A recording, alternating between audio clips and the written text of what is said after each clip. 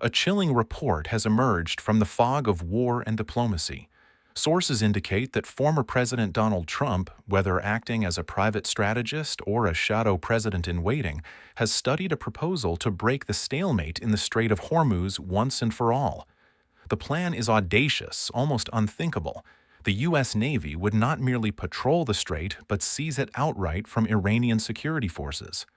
According to internal IRGC intelligence leaked to a foreign news agency, Trump is examining a new naval war doctrine. This Phase 2 would begin with a massive naval strike aimed not at ships but at territory. The goal? To capture key Iranian coastal zones, possibly the strategic islands of Abu Musa and the Tunbs, or even push toward the Gulf of Oman. The plan would not be a solo naval affair.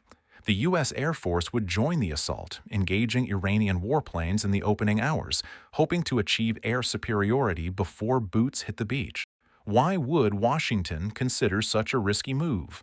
The answer lies on the water. The same report boasts that the United States currently enjoys a staggering advantage in the Middle East Sea. U.S. commanders claim to have already destroyed a significant portion of Iran's northern fleet.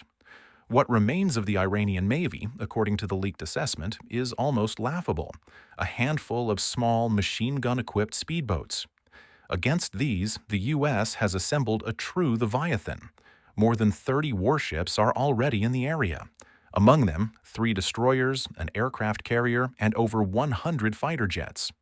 The Pentagon, speaking through anonymous sources, suggests that Trump has multiple options, but his confidence is growing. He believes a surprise amphibious invasion could secure a beachhead within Iran's strategic zone before Tehran could mount a proper defense. From Moscow, a different kind of signal emerged.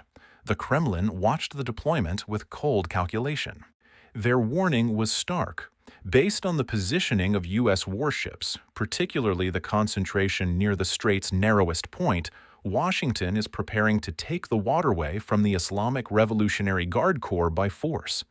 Alternatively, the U.S. might choose a less dramatic but equally dangerous path, landing troops along Iran's long coastline, establishing a permanent presence on Iranian soil. This warning was delivered personally when Iranian Foreign Minister Abbas Araghchi met with Russian President Vladimir Putin in Moscow earlier this month. Putin, ever the poker player, struck a careful tone. He said he longed for peace and stability in the Middle East, not an escalating war. He urged calm. There is no need to panic, he seemed to imply. But then came the dagger hidden in velvet.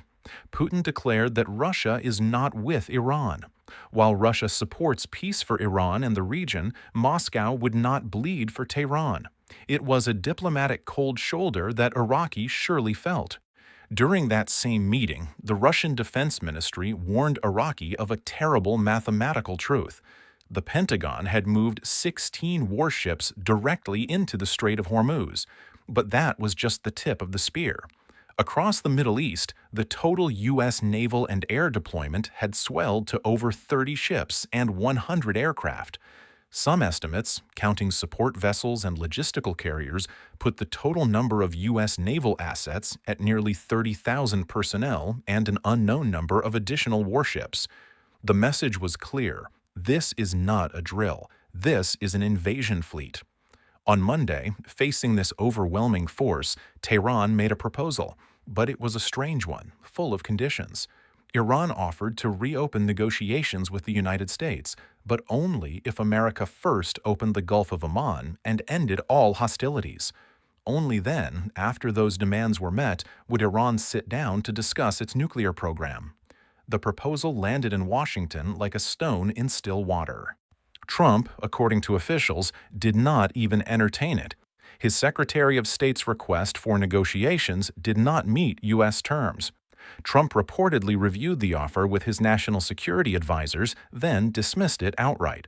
Foreign Minister Araghchi's request to reopen the Strait of Hormuz was particularly galling to U.S. officials, who noted that international maritime law guarantees free passage.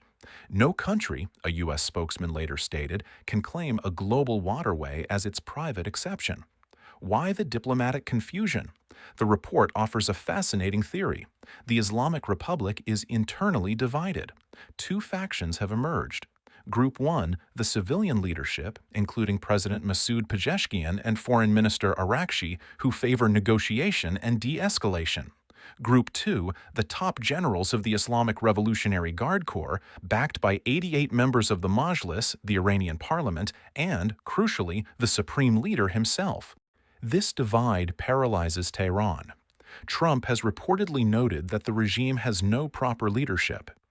Even when negotiations occur, and they have many times, the Iranian delegation cannot make independent decisions. Every word, every concession must be approved by a distant council of generals and the National Security Council. And the generals? They have warned publicly that Iran does not need to negotiate with the United States at all. Any solution acceptable to Washington, they believe, is a solution that serves American influence.